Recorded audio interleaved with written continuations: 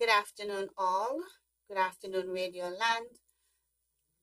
Let's all stand for the singing of the national anthem, please.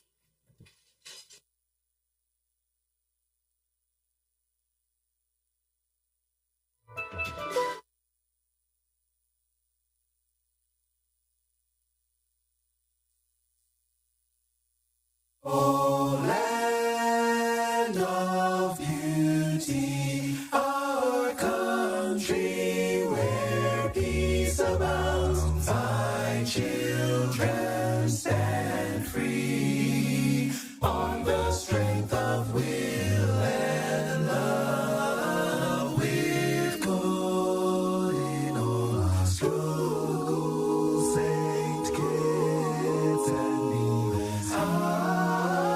A nation bound together with a common destiny.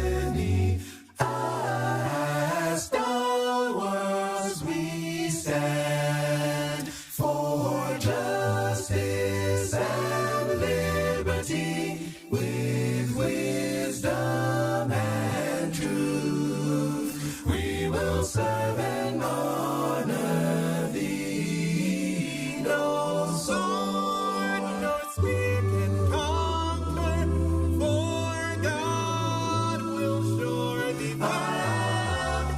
His blessing shall forever to posterity extend.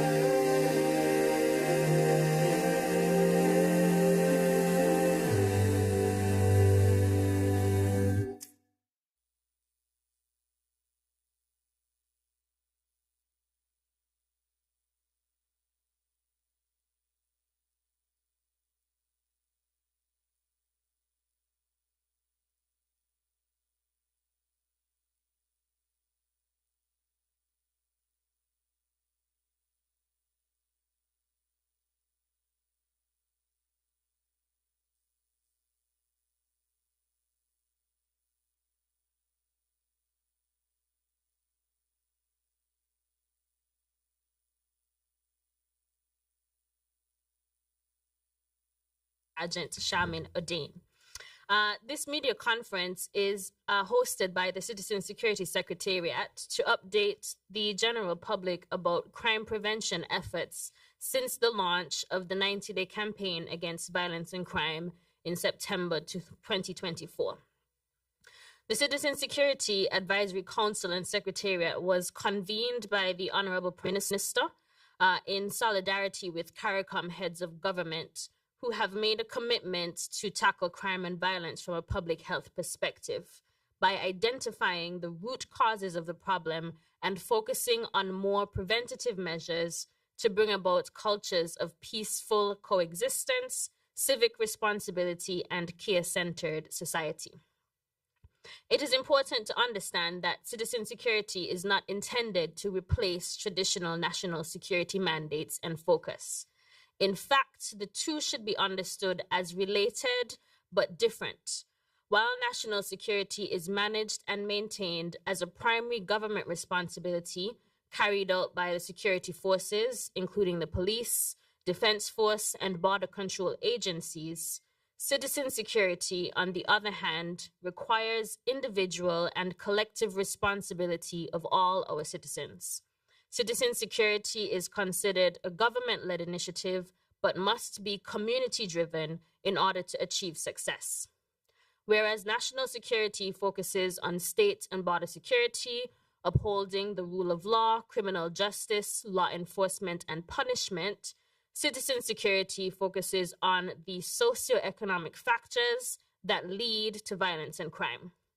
So citizen security draws our attention to more preventative measures that require early social interventions and community-based engagement at all levels.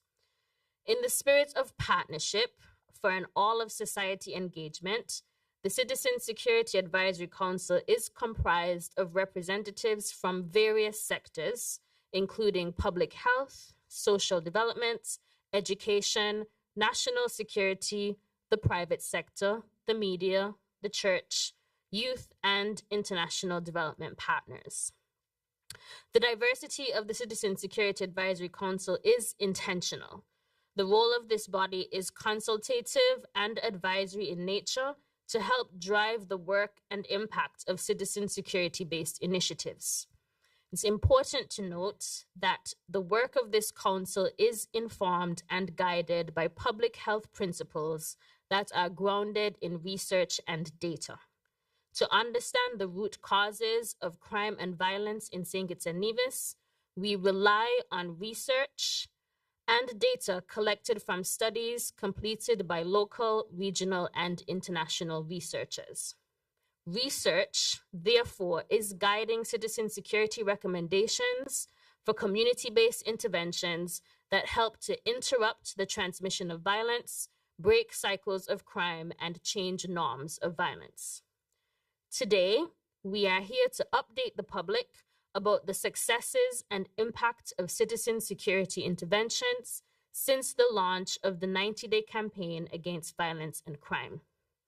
Crime statistics published by the Royal St. Christopher and Nevis Police Force in January this year reported an overall 11% reduction in violent crime, signaling a level of success with crime prevention efforts, not only on national security side, but also in relation to citizen security. And to the end of this first quarter of 2025, it is worth highlighting that there had been 0 gun-related homicides. However, given the recent domestic violence murder in one of our community nurses, it is clear that the scourge of violence and crime in our society is not just limited to gang-related incidents and warfare. Fatal violence is still happening in our homes, between spouses, children, family, and friends. This is why it is imperative for us to view the problem of violence and crime as a disease that threatens and affects all of us, even the most innocent and vulnerable. Therefore, we continue to call on all of society to take part in changing cultures of aggression, recklessness, and violence before it manifests into incidents of crime and loss of life. I must take this opportunity to extend condolences to the family, relatives, friends, and co-workers of Nurse Pitt, for those who closely knew her and who she was dearly loved by. Even though it is not discussed often enough, the reality and prevalence of domestic and gender-based violence is far too high.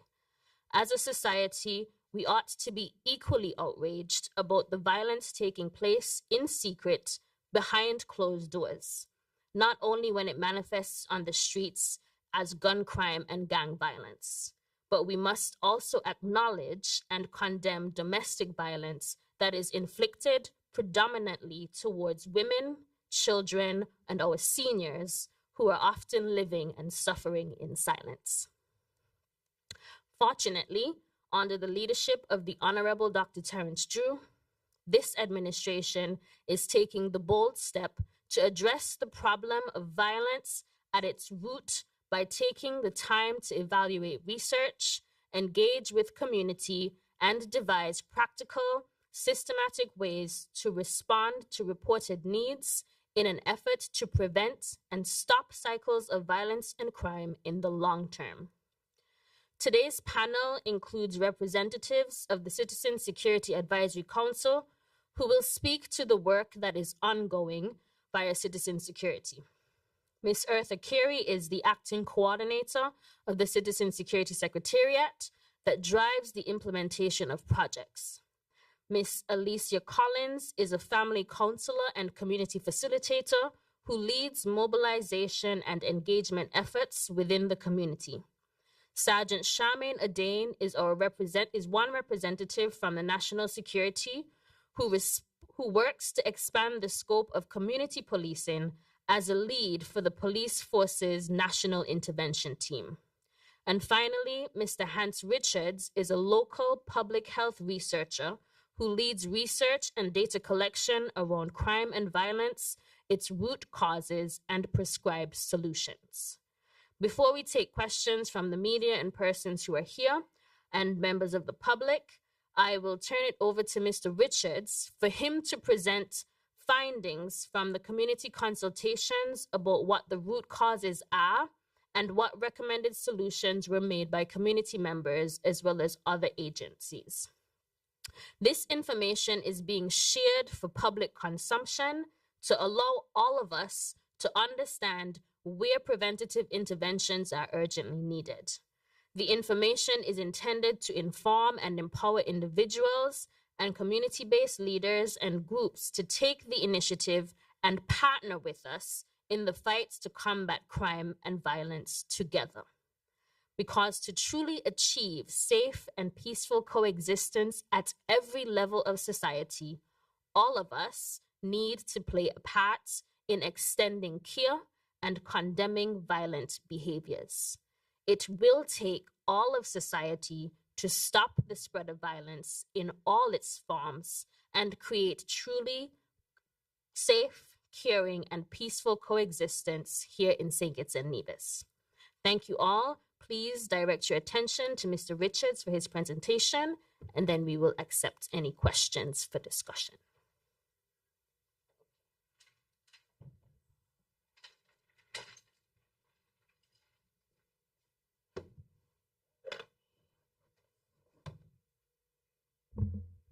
Good evening to everyone, those who are present and those who are viewing or listening. My task here today is not simple, but not the most complicated. So before I go into the presentation, I just want to take the time out to appreciate to say thanks to my colleagues who helped me with the information that I needed. Also the community that was so helpful in providing us with the root causes, the solutions, and the barriers that we need in reference to reducing the epidemic of crime and violence in the Federation of St. Kitts and Nevis. So my task here, I have it's in three parts. The first, we speak a little bit about the history of the crime and how we suffered, how the children suffered. And then we look at the 90-day campaign and what it entailed and how we dealt with it. And then we look at the beyond the 90 days, the lessons learned and the best practices and the way forward. So I also want to make it clear that everything was done by locals. The research, the information given everything came from the communities. And so there was no international person who came in and assisted us in our work. So I just wanted to make that pretty clear. Also, I would try my best to break down for persons to understand. It is my responsibility to get you to understand what do we mean by public health and how it affects, how it can assist in the fight against crime and violence. It's important that we understand, because I know a lot of persons don't understand, and so it's very difficult for them to buy in. And I'll try my best to give you a better understanding of what it is and how it can assist in the fight against the epidemic. All right. So my task this evening is to explore an innovative and provocative approach to understanding and addressing crime and violence in our society, treating it as if it were an infectious disease. Just as we respond to outbreaks such as COVID, dengue, and yellow fever, with prevention, intervention, and community awareness, we can apply similar principles to the epidemic of crime and violence. Imagine if we could identify the social, economic, and psychological pathogens that contribute to the criminal behavior, isolating and addressing them before they spread. In this presentation, I'll delve into the parallels between crime and violence and contagious diseases, examining how environmental factors, social structures, and individual behaviors interact in ways that can propagate violence and delinquency. So let's go.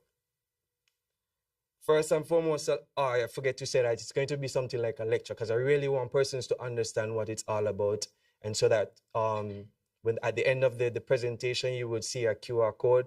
We are also trying to find out more information about why you think crime and violence has reduced. How do you understand public health and its approach, etc. So it's important that I really try to not just go through the presentation and no one understands. So I'm really trying to get you a clearer understanding. So if we look at the rate of from 2003 to 2023, that's 2 decades.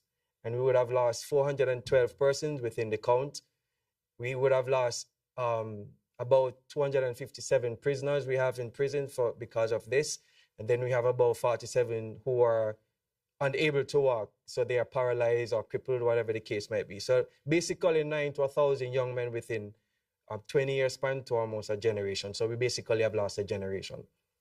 And so what happened is we realized in the past, if we look at number one, we look at violence clusters. So it happened in groups, and we recognize first in St. Kitts and Nevis, the gang violence was focused in the capital area rather than on the countryside, as we term it. And it goes it way. One time we have 5, 6, 7 murders within 3 weeks, and then it levels down and then it peaks again. All right. And then we look at violence spreads like a disease. How did COVID spread? It started in the capital area where most persons were, and it began spreading. Same thing with the crime and violence. Most of the issues were in Bastille, and then within maybe about 2012, it started spreading. The number of gangs started to increase, and so the violence spread beyond within the communities. And number three, it transmits through exposure, modeling, and social learning and norms. And we will break down that further on as we go into the presentation.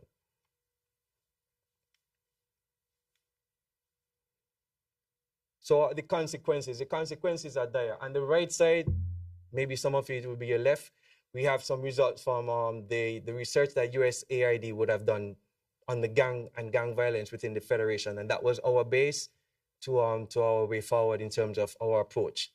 And we look at the impact it has on our children, both children and adults. But because of the age group in which we are focusing on, in which we are losing between 15 and 27, 28 average, it is important that I explain to you what happens to the children going forward if we don't stop the scourge or the epidemic. So we have increased risk of violent offenders. We have poor academics, because if you're in an environment where there's always gunshot and all you're hearing is gunshot, you'll be traumatized. And so you won't have time because you'll be wondering if it's your next, etc. We have increased depression, social ideation, and suicide attempts. All right, that's very frequent. And the most two I want to focus on is we look at the telomere. So it's a medical term, but what it is, I even work with. Okay, there we go. So let's look at the shoelace. So it's what it is the end of the chromosome, and it's like a support. And what happened, the more traumatic stress that the children may have during the shooting, and maybe they are co-victims because they would have lost a family. So this is the end of the chromosome.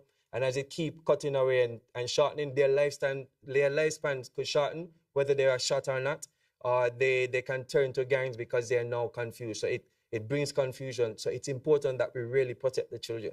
All right. And then we look at the increase allostatic load. Is just like you do in training. If you're in sports and the coach overtrain you, then you will get injured. It's the same thing in the case of the children. So in the environment, to continue, no disrespect, but for example, areas where we had a lot of murders, Village, McKnight, in some cases Newtown, that overload on the children automatically cause them to cross over on the right side. So let's look at the right side. Risk factors in gang affiliation. So because of that overload on the psyche of the children, we have emotional neglect, physical neglect. And so it's easy, okay, I don't want to feel that when I'm most I join a gang for protection, for company, to make me feel better. And so we really have to pay attention to the damage that this is causing. And we respectfully, law enforcement could not be the only entity to solve this issue. So I look into the idea now of what is public health. So before I do that, we have 3 very important contrast philosophy. So we look at science, which we are doing. We're searching for the truth. So science search for the truth, and you take the truth and you use it for medical reasons and for public health reasons. So you need to find out the truth first. So we use science to go and find out what the root cause is, what you think would be the root cause why we have crime and violence in the Federation. And from there, so we go to the medical doctor. Let's assume the minister is the doctor. I single-handedly will go to the minister as a doctor, and not in clusters or in a group. So she utilizes that truth to treat patient individually though, and not collectively. However, public health is different. Okay, there we go. Public health deal with everyone. All right, so whether you're sick, whether you're not sick, it's psychological, if it's mental, if it's physical, if there's none, they're starving from whatever the case may be, whether it's crime and violence, be domestic or otherwise. So public health utilize the truth to cheat the whole community. Case in point, good example, which we're going to come to, it's COVID-19, was the perfect demonstration of how important public health is to the community. And so with public health, there are 4 issues or 4 characteristics that any issue must possess or present itself to be considered a public health issue. Number 1, high prevalence. So prevalence is basically the number of cases that has already occurred. So if you look at St. Kitts, unfortunately, we look at St. Kitts, we have 64.6 per thousand population. So we're way beyond the epidemic mark of 10 per thousand population, 10 per 1,000 population. So we had 64, and that's 2023 results. And so the prevalence is high. So that's number 1. And so our crime and violence situation matches the characteristic of a public health issue. Number 2, the rapid increase of the crime and violence. Remember, I showed you how it started out with 8, 11, and then we start going into 20, 30. So we look at the rapid increase in the prevalence, and then the incident. The most recent, like last year, we had 28, 29 thereabout, and then the year before we had 31, if I'm not mistaken, or 30 like that. So the rapid increase in the incidence and the prevalence.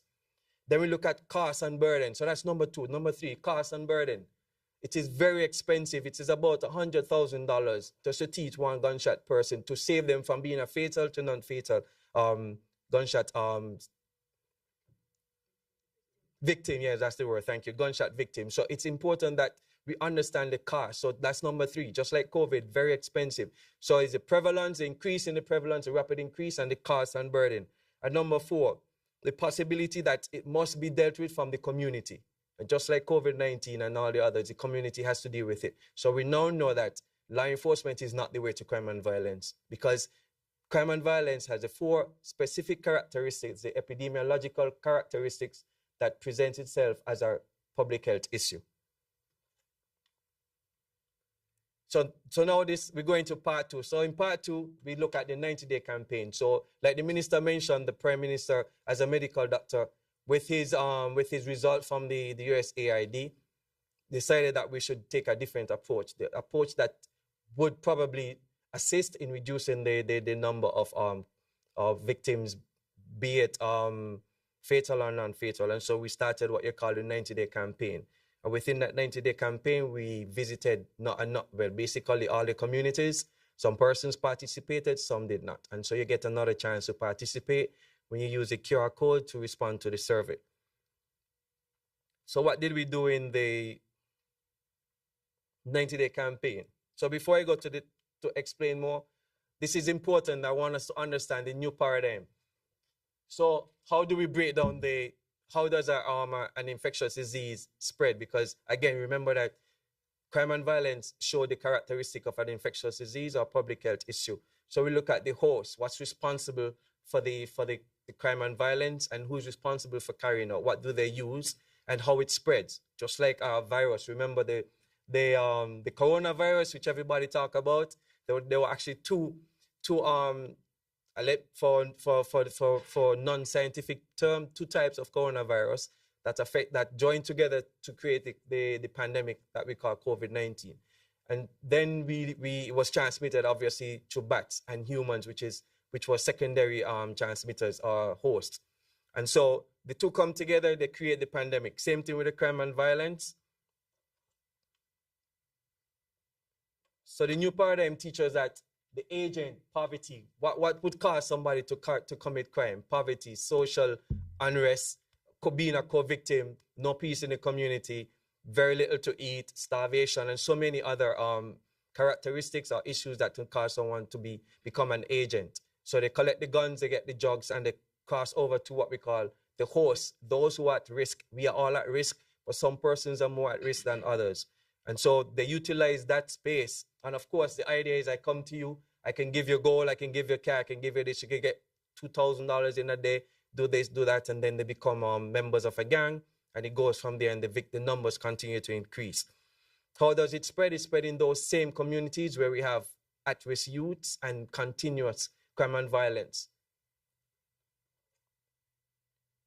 So how do we start reducing the idea of crime and reducing the spread of crime and violence? Number one, we interrupt the transmission. This is the most important one for me. You interrupt. And then let's go back to COVID-19.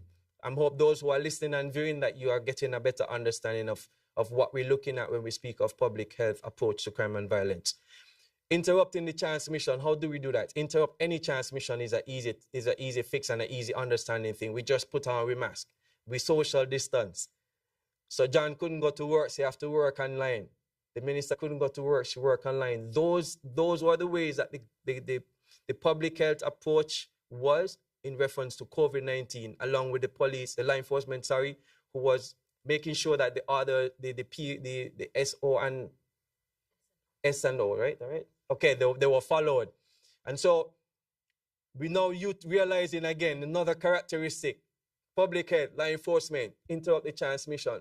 So the police are doing their part. Our part of interrupting transmission is to get to those at-risk youths and at-risk communities to see where we can find out the root causes and how we can better, how we could change the norms of the society, which is then we look at prevent spread. Same thing like COVID.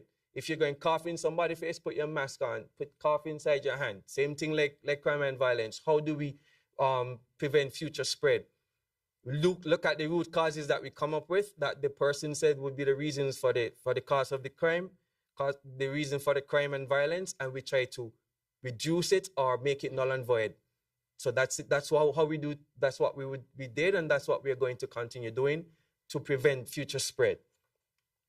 And again, COVID changed our norms, right? Because we start wearing masks. Even though there's no more pandemic, people still wearing masks. And so obviously our norms were changed. It was a complete paradigm shift, and we're using that same direction. How do we change norms? So if you go to school hungry, we're trying our best to no longer allow you to go to school hungry. If you come home and there's no parent home because they have to work, we find some kind of sports or community activity to engage you in until the parent come or as close as possible. So we're changing norms. If you used to be in an environment where there's a lot of crime and violence, if the law enforcement deal with those who are responsible and give you a better environment to survive in so that you could study and reduce the chances of you joining a gang.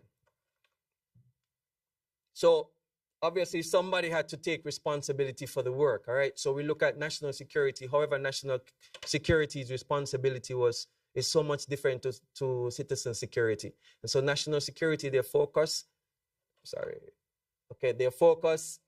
the center on protecting the state and its interests from external threats. The scope includes military defense, intelligence, cybersecurity, and diplomacy.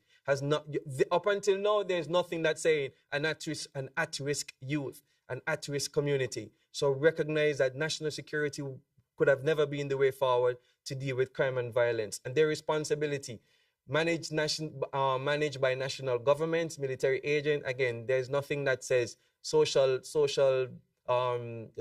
structure or anything like that for youths or the elderly, etc.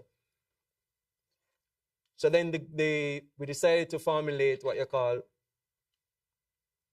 citizen security and look at the difference. And so we recognize that it has to be an all-out approach and an amalgamation of both citizen security and national security, because citizen security focus is primarily concerned with the safety and well-being of individuals, not necessarily the state, individual. The scope encompasses issues like crime prevention. That's what public health is about, prevention, public safety and personal rights.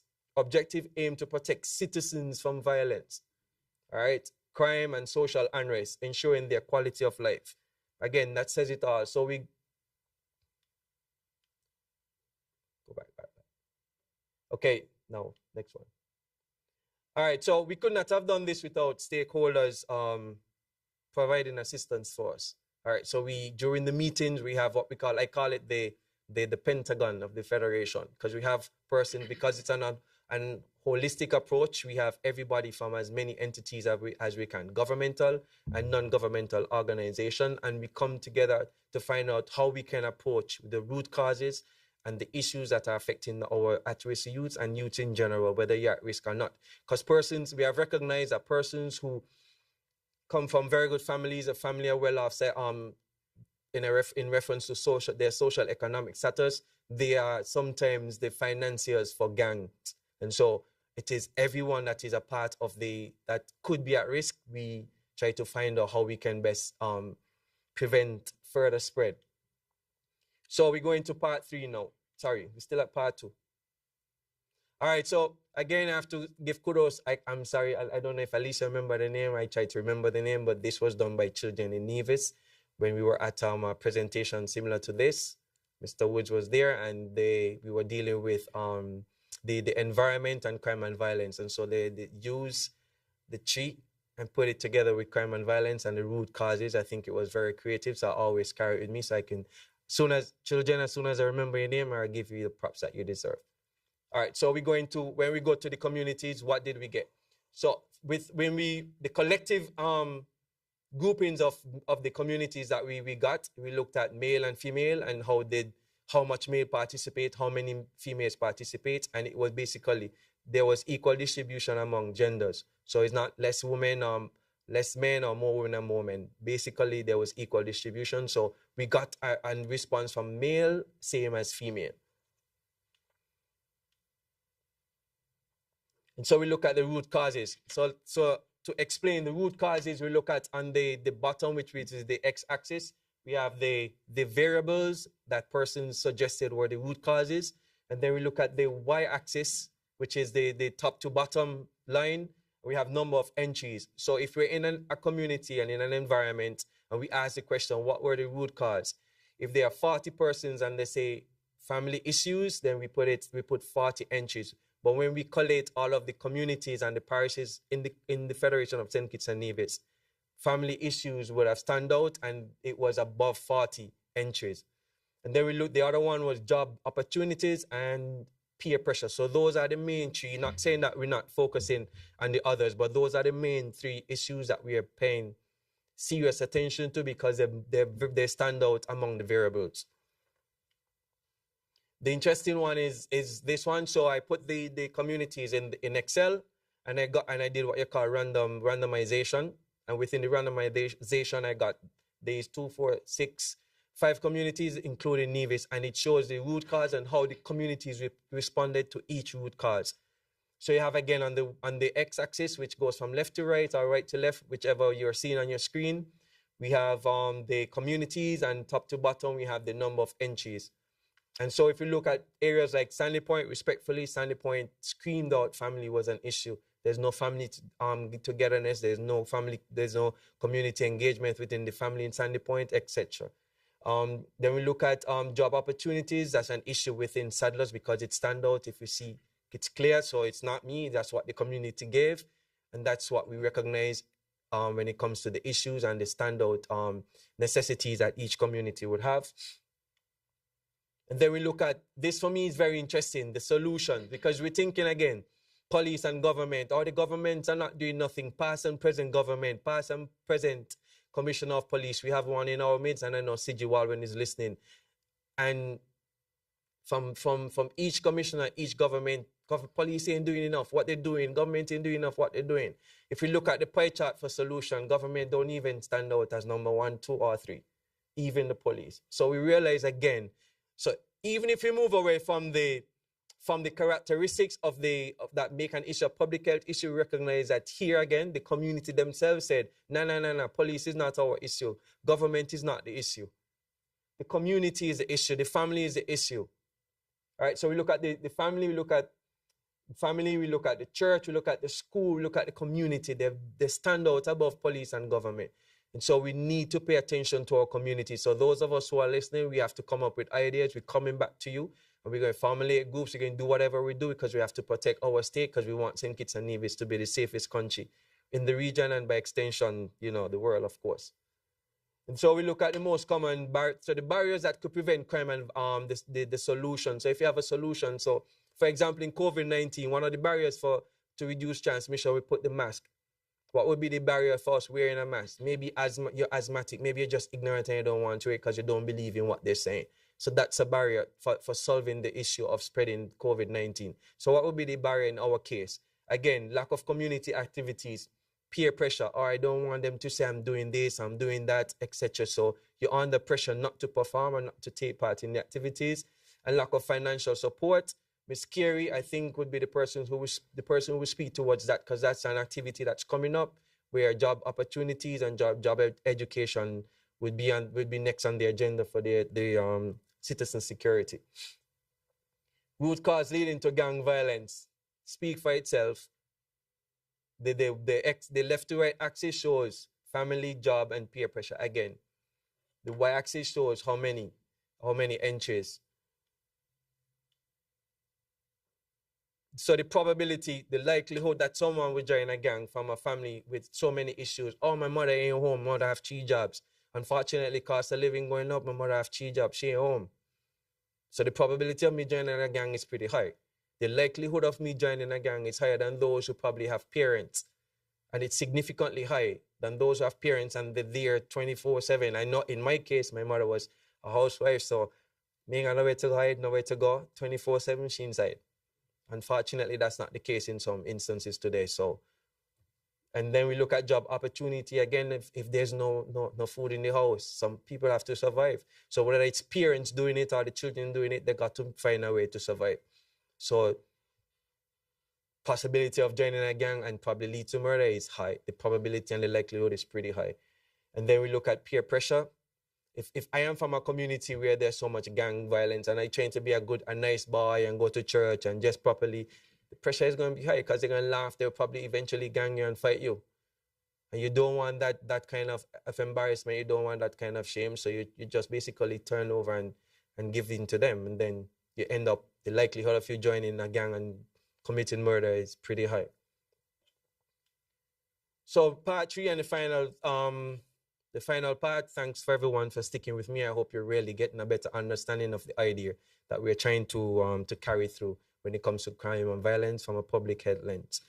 So after the 90-day campaign, what's next? So we're going to go and we try to formulate long-term strategies to deal with this, because obviously it's not an easy task. Many of the countries who would have tried the effort after 2-3 years, they gave up and the country returned to the instability that it had before the process of crime and violence from public health point of view. So we look at policy development, integrating health and criminal justice, and fostering resilient communities. So the communities have to also put out their hand and put up their hand. If you see something, say something. If you know somebody is involved in something, speak to them. Don't give up on talking. Like me and Matley always say, you can't talk enough. Always talk, always talk. Don't give up on the children. Sometimes your word could be the last word to change their lives. So we need resilient communities. So our desired outcome. So one of our desired outcome, maybe in the next 1 to 3 years, we would have a reduction in crime and violence. Well, gun crime and violence specifically, not saying that's what alone we're looking at, but that was the catalyst, or that was the main reason for our difficulty in St. Kitts and Nevis where crime was concerned. And so we wanted to see if we can get down to about 40% of in terms of the homicide and even the non-fatal shooting. So again, let's say we have 40 murders this year. It's talking off my head, and nobody say I want that. And then you get 40% of that will take us down to the mathematician. No more that, Quasi, yes, smart. You're a mathematician. Okay, so maybe about 20, half, and then maybe 15. 15 should be, yes, 15. All right? So about 15 murders. You might say, oh, we have murders. Again, it is very difficult to stop crime and violence. But we try our best to see how much we can reduce it, and so one of our desired outcome is to see how much we can take it down, maybe at least 40%. For the past 6 months, St. Kitts and Nevis would have experienced an extraordinary transformation in terms of the number of crime and violence that we have. Gun crime and violence, which was obviously 0. Thank God. Knock wood. And then we look at last week, a number of us were here. We were at the RSS Security Council meeting and I think from government, from one leader to the next. And so we spoke about educating and assisting in other governments across the region, be it OACS, CARICOM, and by extension outside of the Caribbean. And so one of our desired outcomes is also, once it continues to develop and work, we want to carry it to the other ends of the Caribbean and the CARICOM so that they too can implement it, so that we can also have a safe region and we can have free travel among ourselves when it comes to free movement in the CARICOM. And finally, in terms of our outcome, I'm almost there. I think I have one more slide.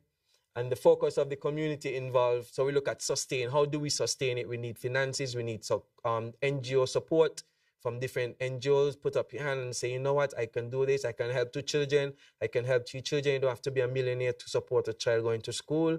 Make sure they have their books, their clothes, etc. You can make a big difference. So we need assistance from everyone for sustainability.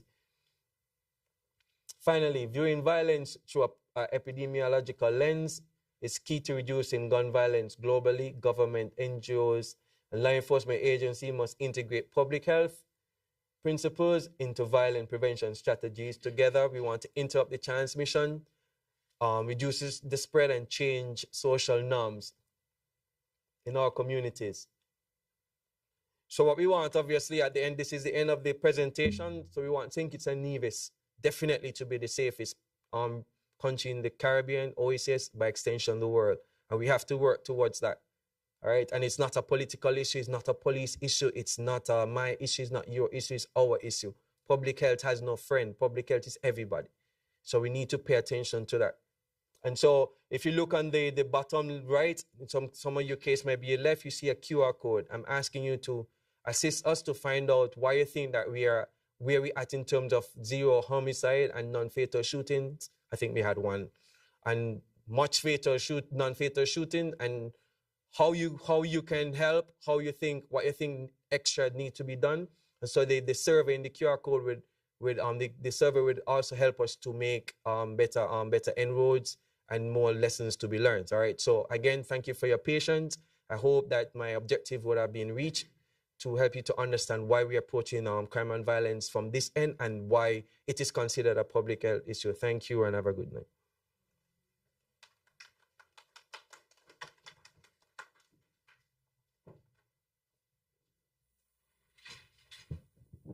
Thank you very much, Mr. Richards. So I think we open the floor to questions. We have everyone here on the panel today.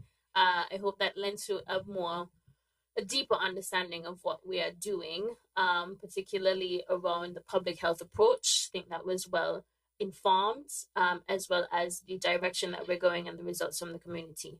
So we're open to questions. Anybody here on the panel can give responses. So if there are any questions, we're open to receiving those.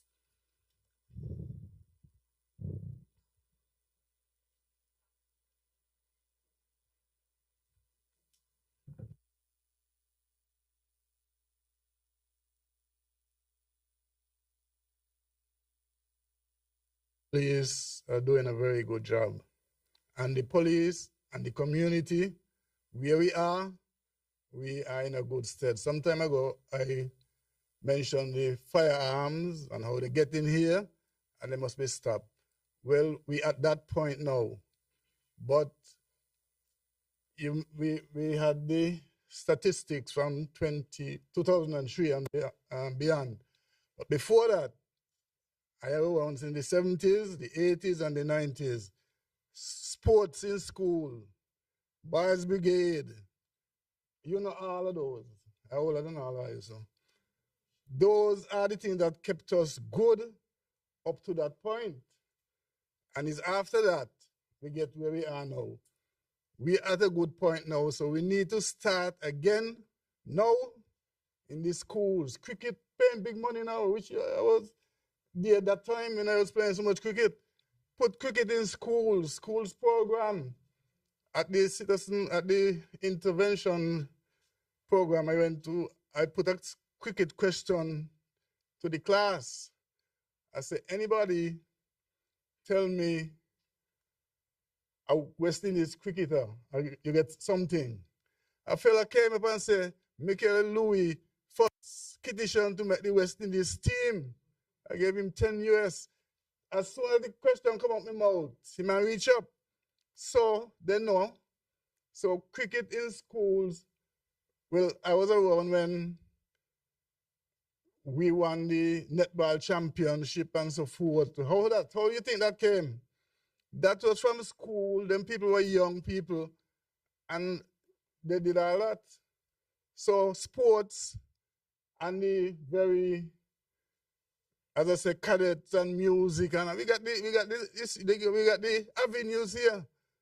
Defense force with the band, cadet in the school, and all the boys brigade and so forth. And by the time them people come to the next 15 years, we'll be still at zero homicide for a long time. Thank you. Thank you very much, Farm Commissioner. Austin Williams, I want to also, thank you for the commendation. I certainly agree with you that national security has been doing an excellent job to make sure that, they are in the communities. And, we have Sergeant O'Dane here, who is part of the Community Policing Initiative and National Intervention. So thank you for the commendation and for the recognition that national security is doing. And you make a very good point, which is the call that we have. The data shows us that, lack of community activities, and perhaps we're still in the post-pandemic period where, everything had shut down. But that is really the call that we have. Thanks to the Minister of Sports and the Minister of Education for bringing sports back into the schools. So we see that revival. But I think it's also important for us to acknowledge and recognize that outside of sports, outside of school, because not everybody in school are going to gravitate to go into a sport club and going to be the best. But we also want the community. Remember when they used to have community leads, you could just go down by the basketball court and you have games, community to community. We also want to encourage those things and encourage the community and non-governmental agencies, churches to revive the community ministries for our children, our young people, and not just them, but also adults, women's ministries, men's ministries. Everybody needs some support system to be able to have positive engagement. And that is really the objective of sharing the information. And that is really the plea that citizen security is making when we talk about partnership. Everybody needs to do their parts, and there's still a lot of work that can be done in the communities to provide these opportunities. So I want to thank you for that intervention. You are certainly, understand what the assignment is. So thank you very much for your support. Anyone else? Comments, questions? Interested in knowing what we're doing next?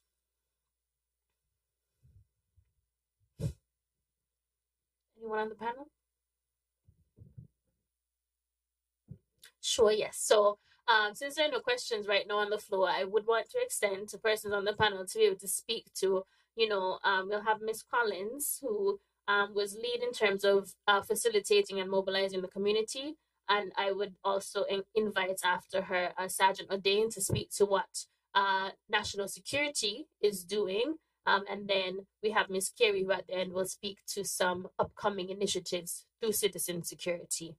If there are no questions, but of course, feel free to intervene at any other point in time. Yes, Ms. Collins. Good evening, everyone.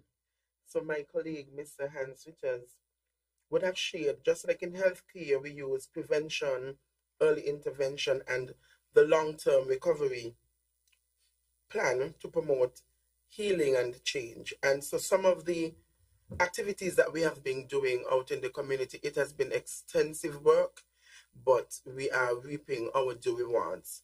And so some of these include in the early detection and intervention aspect, which speaks to the interruption as well. We have been doing youth assessment and guidance for future. We assess young persons to understand their risks and the potentials, and we guide them to more positive goals and away from more harmful behavior. We also have been doing intense family support in our communities, and we have now families. We saw one of the major risk factors, the highest, the root cause would have been family issues, and now we see families are reaching out to us. They're asking for our support in the homes. How can I communicate better with my child?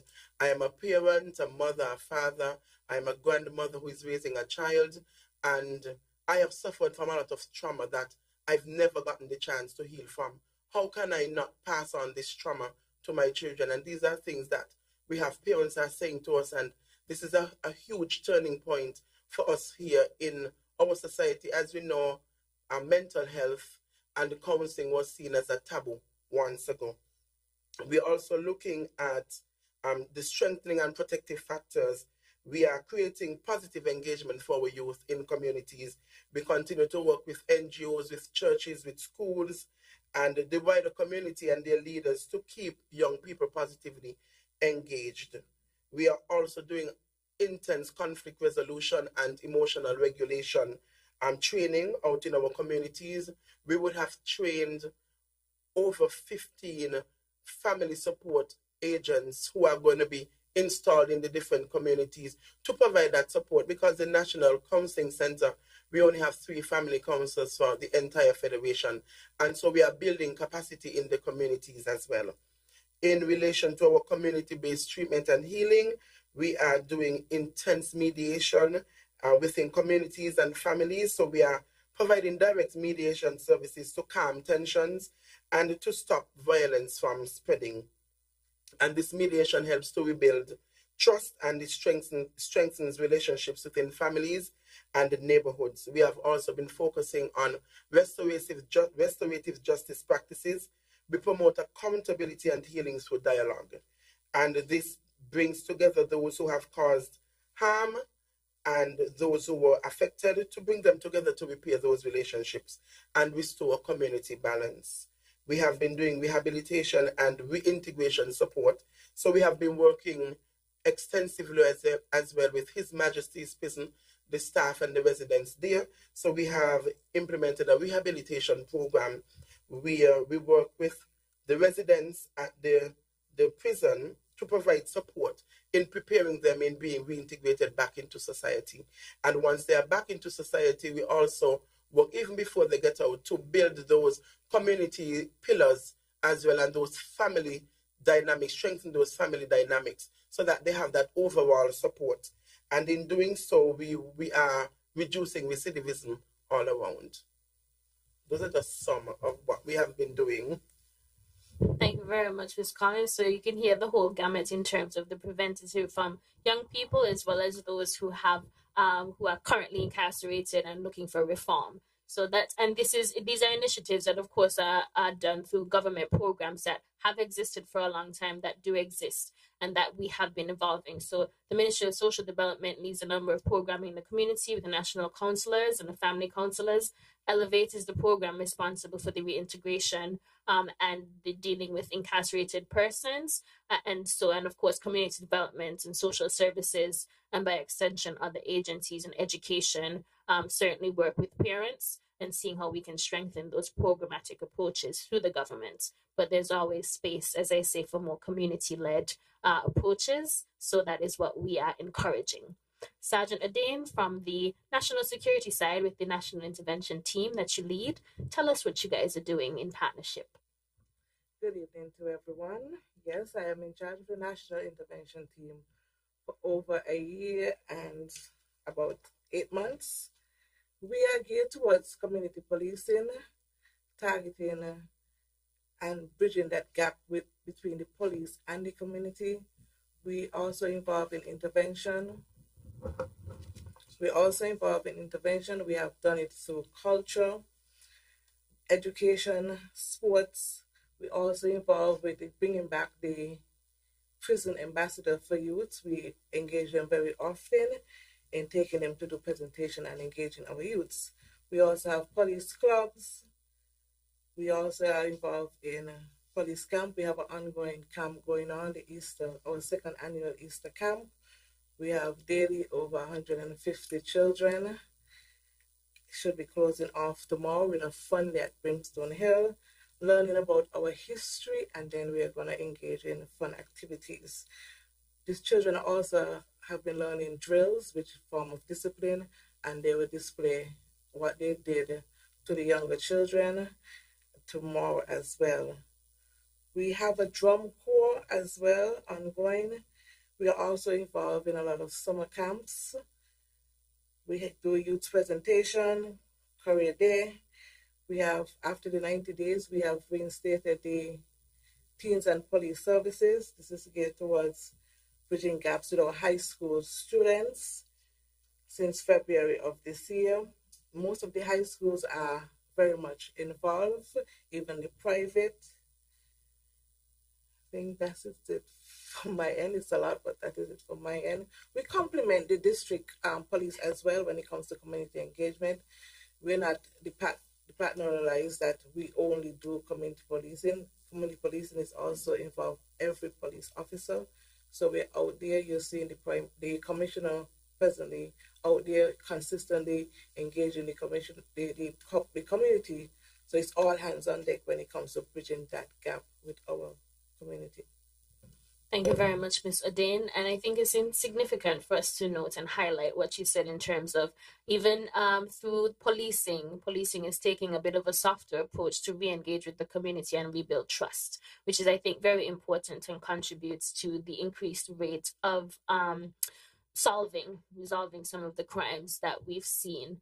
And, I want to, commend the police. I know the commissioner typically comes to report to the cabinet in terms of the work and the strategic plans. And of course, commend you, Sergeant Adain, for the community policing, because I know you also increasing your partnership and collaboration with the Ministry of Education that has really been appreciated through the liaison officers. And, to speak to, what we note in terms of the programming that you're doing in the schools.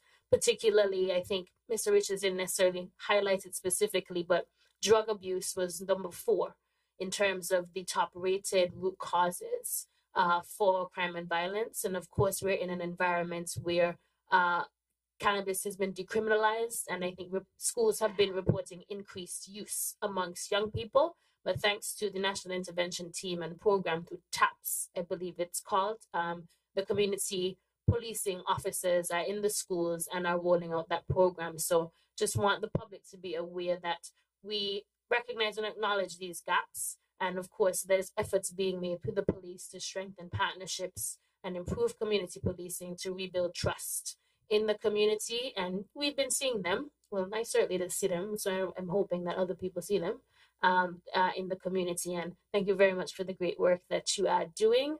Especially to target our children and young people. I'm going to ask Ms. Carey now to speak a bit more specifically to what we have been driving and leading from a citizen security perspective in terms of some of the projects to help inspire others to come on board and to partner with us in terms of initiatives and what you can expect from us for the upcoming year. Good evening again, all. Before I dive into that, please allow me to say a big heartfelt thank you to all our stakeholders, community partners, and agencies who have been on board with us from the day one, which was back in September of 2020. And even before that, persons was already on board. They have been supporting the national effort to address crime and violence through a public health lens. Your unwavering support has been invaluable in driving this progressive shift in our approach to citizen security. Now, over the past year, we have seen meaningful impact through the various community consultations that my colleague and I spoke about earlier. We have done engagement sessions, and the most notably, the 90-day campaign against crime and violence, which was launched back in 2024. The campaign served as a catalyst for national dialogue and action, helping us better understand the root causes of violence and giving a voice to the people most affected. Building on that success, we are also proud to have launched the Beyond the 90-Day campaign, because this thing is ongoing. It's just not just this year or today or tomorrow. It's ongoing. That is the objective. We want to keep it moving. If we want to see results, we must be consistent. Therefore, we have to continue the efforts to curb crime and violence. And how we do that? Holistically and through the eyes of everyone involved. This has already been seeing powerful moments, including the day of interruption. We went into the schools. Children, they are future leaders, and believe it or not, as small as they are, they do also have ideas. We went into the schools, and the reason for that it was us for just to stamp out the thought of persons wanting to be in gangs, persons who are already doing criminal activities. We just want to stop that. And we would have partnered with the Ministry of Education to get that objective up and running. We brought the message of peace to private and public schools across the Federation, reinforcing our collective responsibility to stamp out crime and violence at every level. Upcoming events, now like I mentioned, the children are the future. So we are also going to do an early childhood edition that is in planning stages at this time. And we're going to be targeting both the public and the private preschools, both on St. Kitts and Nevis. This is a crucial step in building resilience from the early stages of development. Now, as Mr. Richards mentioned about the USAID results and community engagement information that we receive from that, we are preparing to launch our Better Opportunity Fairs. It will be hosted in collaboration with the Royal St. Christopher and Nevis Police Force. These fairs will be tailored to Divisions A, B, and C to ensure local relevance and accessibility, and that they are scheduled to be rolled out between May up to July. As we approach in September, which marks our anniversary, the Secretariat's anniversary, we will partner with the Independence Committee to adopt a green space, symbolizing our ongoing commitment to community safety, well-being, and of course, the environment. If you want to know more about the Better Opportunity, Opportunity Fairs, I could give you a brief rundown of the objective of that. It's to provide a holistic approach to crime and violence prevention by offering at-risk youth and families access to career readiness programs, parenting support, employment opportunities, skills training, and community resources to break the cycle of social and economic disadvantages. And you have heard so far what we have been doing in collaboration to bring results. Looking ahead, we will return to our communities. Again, like Mr. Richards mentioned, we're going to be re-engaging them with residents, gather updated statistics, and continue providing support where it's most needed. This is a long-term commitment, and we are supposed to be doing it together, so it's all hands on deck. We're reaching out to all the stakeholders, both government and non-governmental. Come on board, we have room for all. If you want to know how to get in contact with us, you can send us an email, citizensecurity@gov.kn, or call 662-7316 or 465-2241, extension 4272. Let us all remember that the Prime Minister's vision is clear. We must keep responding as a unit, and that's why we are going to do it. How? Holistically. Thank you very much, Ms. Carey. Well said. Are there any questions, comments on the floor of anybody here? Anything they'd like to add? Any concerns?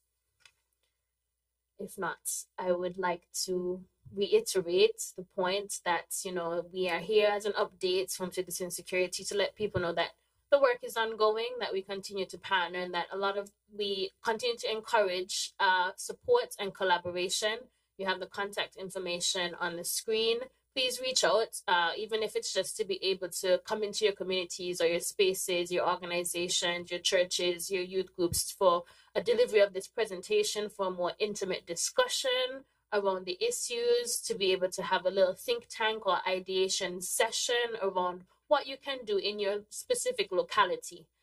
We're happy to do that. We have facilitators, we have Mr. Richards as a researcher, we have Ms. Carey, and we are very willing to see how we can support. Our role really as Citizen Security, we're really trying to facilitate the community to come together for us to really fight this crime and violence and this scourge, this virus, this disease. So I want to encourage all of us to be encouraged and to understand that the support is here, and we're very willing to facilitate in the ways that we can.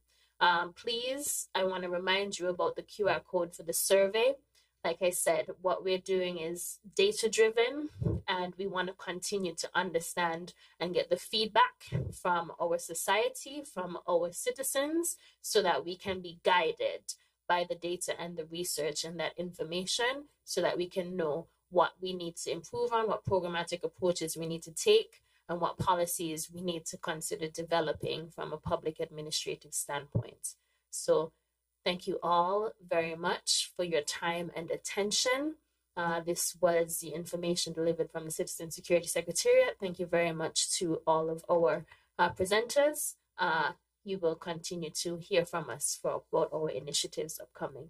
Yes, Mr. Rasaya. Question.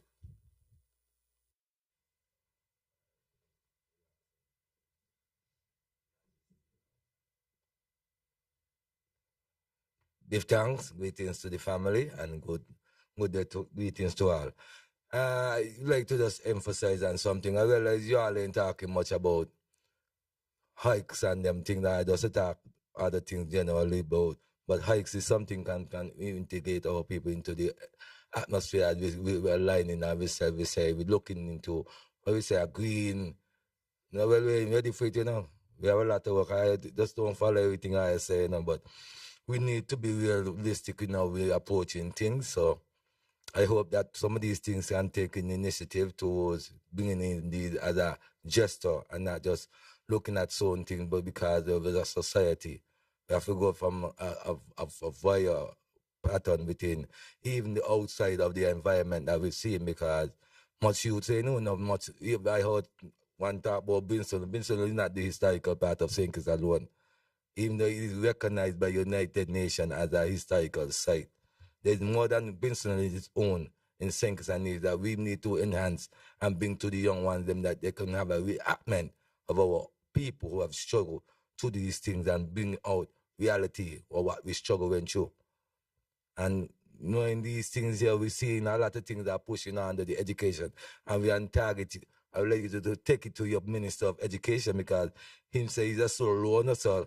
Let him rely himself into the history, and we can break out a lot of these damage that going. Because really and truly, anger management these youths going through, Anger management.